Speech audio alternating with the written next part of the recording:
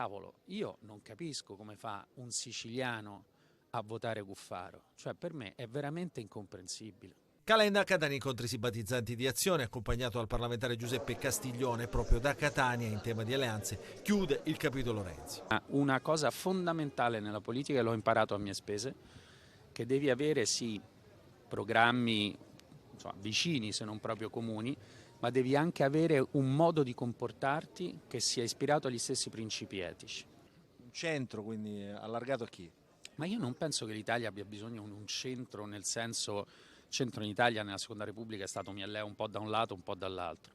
Io credo che abbia bisogno di un grande partito riformista che si ispira ai valori della Costituzione, se vogliamo repubblicani, e che in qualche modo imponga alla destra e alla sinistra una pace, cioè un momento in cui si lavora insieme partendo dalla Costituzione che è molto chiara su quello che si deve fare e cercando di realizzare più che di promettere e litigare. Scuola, sanità e salari in alternativa alle riforme impiastricciate del governo Meloni in riferimento al premierato. I 3 diritti sanciti dalla Costituzione sociali, che sono la sanità, la scuola e i salari. Salario minimo, riforma profonda della sanità che oggi è definanziata, tra l'altro la Sicilia spende 2 miliardi per mandare i siciliani a curarsi all'estero, e la scuola. Oggi noi abbiamo le performance scolastiche peggiori d'Europa eccetto la Grecia e non credo che sia accettabile. Io mi concentrerei su questo. Le alleanze si fanno sui temi e sulle proposte. Cioè noi non siamo in principio contrari all'idea del ponte sullo stretto, ma se tu non riesci a fare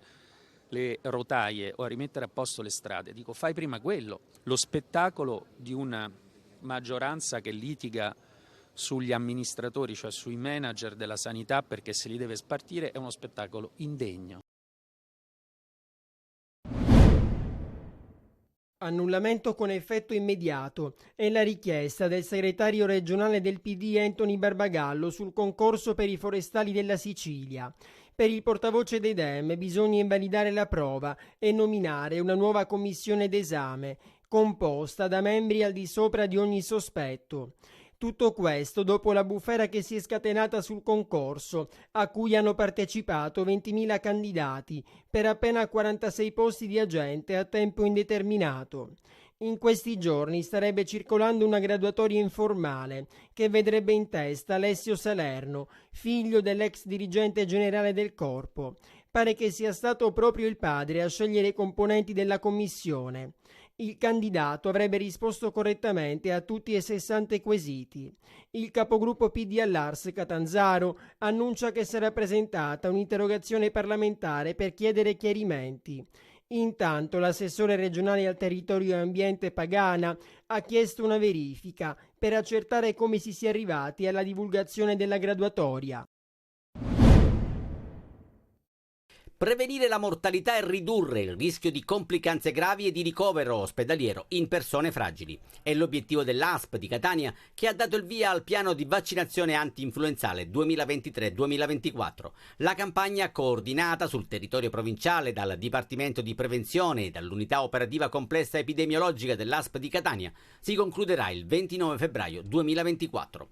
La vaccinazione anti-influenzale potrà essere eseguita in via prioritaria presso gli ambulatori dei medici di medicina generale e dei pediatri di libera scelta, anche in co-somministrazione con la vaccinazione antipneumococcica o anti-herpes zoster. Sarà possibile anche immunizzarsi presso gli ambulatori vaccinali, previa prenotazione online. È previsto anche un ambulatorio dedicato alla vaccinazione anti-influenzale sito a Catania in Corso Italia 234, ad accesso libero dalle 8:30 alle 11:30, senza necessità di prenotazione.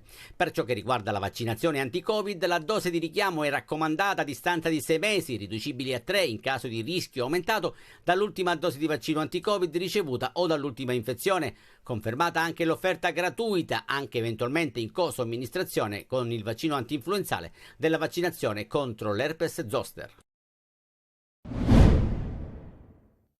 Se mi perdo io seguo la luna.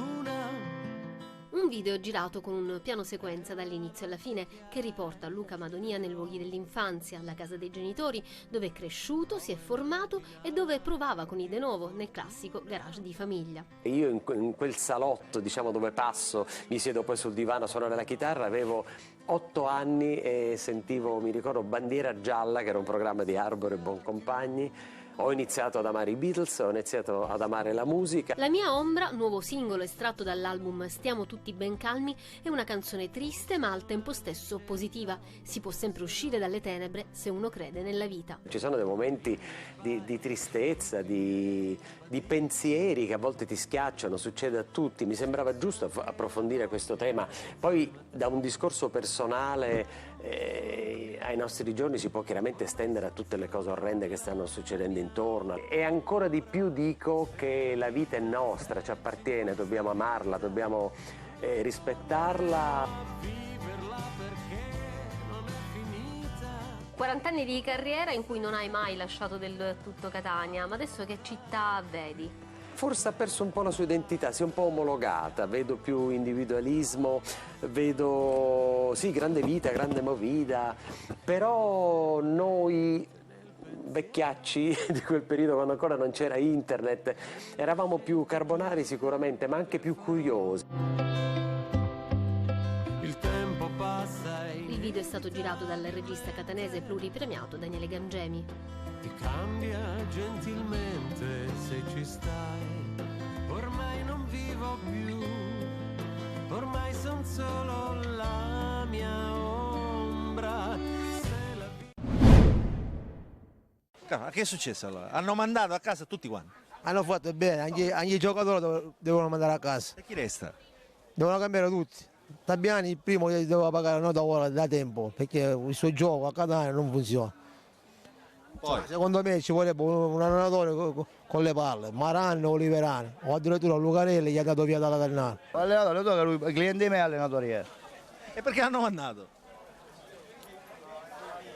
C'è culano allenatore, io che ci posso fare? La dirigenza ha peccato di presunzione, nel senso che la Serie C non è la Serie D. Intanto, come di sempre di solito ha pagato l'allenatore, poi i giocatori anche loro hanno la loro responsabilità. Chi sarà l'allenatore? Non lo so, non ne ho la più pallida idea, completamente. Speriamo in bene. Maran, non lo so, così Novellino, se fosse libero. Ora arriva, io penso, o Lucarelli o Maran. Se meritano di essere tutto per la casa, a Catania sa giocare il pallone, non sa giocare. Quando va, Daniele? No, è serietà. Serietà, certo. Ma non uno deve mangiare sale con attaccato. Questi chi sono? I giocatori del Catania questi? Dai, i giocatori del Catania sono morti completamente. Illudono gli spettatori catanesi, si fanno l'abbonamento e poi se ne fregano. Cioè io non ho capito perché ora l'ha mandato a casa. Cioè cosa è cambiato ora contro l'Avellino o contro Conipotenza? L'atteggiamento dei giocatori è sempre quello. Secondo me non è la Coppa di Tabiano, nella Coppa è il Catania che c'ha un paio di uomini, un paio di calciatori in campo che non corrono completamente. Pessimo, pessimo, veramente. Io da 50 anni vado allo stadio, non avevo mai visto un gioco così lento, così proprio da addormentarsi, non l'ho capito completamente. Una volta vinci, una volta pareggi, una volta perdi, poi alla fine ci vogliono i risultati. Una piazza calda come Catania ha bisogno di risultati. Quando purtroppo le squadre vanno male a pagare sempre l'allenatore, però a mio parere non è tutta colpa sua, perché questo qua è stato un uomo che già è stato un uomo società. La squadra è una squadra fatta, diciamo, con pochi soldi, gente svincolata, e non hanno preso dei giocatori di grande importanza. Dalla fiera di Catania è tutto. Una figura carismatica e capace che serve a rimettere tutto in piedi dopo un disastroso avvio. La scelta dell'allenatore, che in casa Catania stanno compiendo Grella e Bresciano, non può essere sbagliata, non ce lo si può permettere. Ed emerge la figura di Cristiano Lucarelli, che è stato esonerato poche ore fa dalla Ternana e che potrebbe usufruire dell'accordo collettivo per la Serie B, che consente a chi viene allontanato prima del 20 dicembre di sedersi su altre panchine. Ovviamente vanno trovati accordi, durate, condizioni e prerogative che soddisfino le parti. Stesso discorso vale per l'altro candidato forte che resta più che mai in corsa, Rolando Maran, anche perché i contatti con lui sono vivi da tempo. L'allenatore, che ha stabilito il record di punti in Serie A con i rossazzurri nel 2012-2013, è profilo molto apprezzato dalla società. Al momento dunque sono questi i nomi più caldi, sullo sfondo resterebbe Silvio Baldini.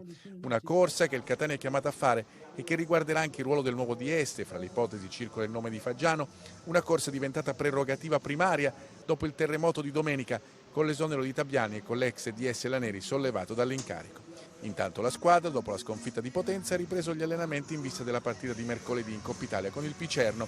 A guidare il gruppo Michele Zeoli, espressione della grande passione che ha animato un vero rossazzurro. Un esempio per i giocatori che tanto è servito l'anno scorso e che magari servirà pure quest'anno in attesa di stabilire chi sarà il condottiero che dovrà portare il Catania fuori dalle sabbie mobili in cui si è andato a mettere.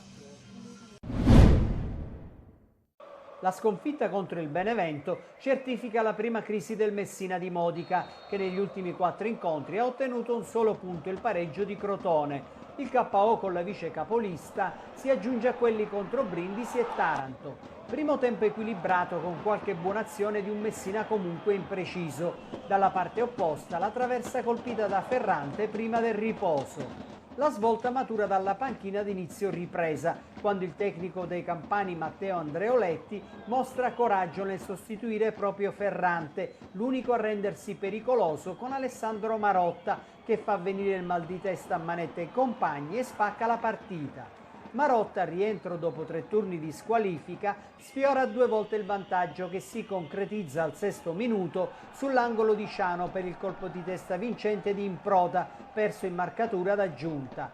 Il Messina stordito fatica a rialzarsi. A questa squadra manca l'esperienza di uomini che sappiano reagire con classe e mestiere. Chi potrebbe farlo come Ragusa spreca l'impossibile davanti a Paleari. Un rigore in movimento che sfiducia la già rassegnata squadra peloritana. Il miglior Fumagalli, l'unico a meritare la sufficienza piena, tiene in partita il Messina, che però non riesce a creare nuovi pericoli. L'espulsione di Ortisi per somma di ammonizioni completa un'altra serata da dimenticare e lancia l'allarme ad una classifica deficitaria con vista sui play-out.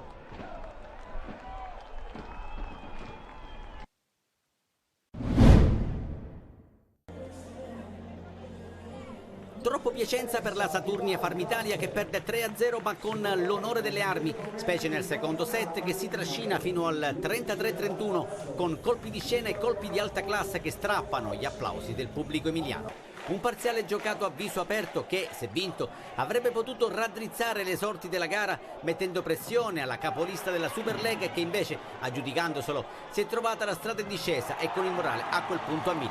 Discorso opposto per i ragazzi Douglas Silva, che invece sono usciti lentamente dalla partita, colpiti psicologicamente da un set che avrebbe meritato miglior fortuna.